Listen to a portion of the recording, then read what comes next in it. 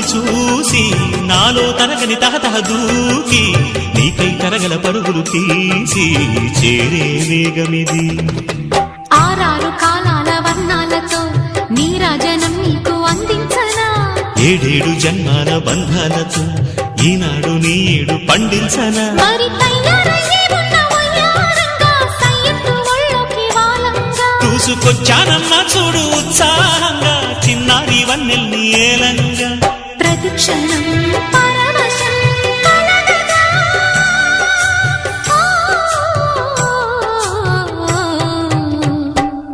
మనస పలకవే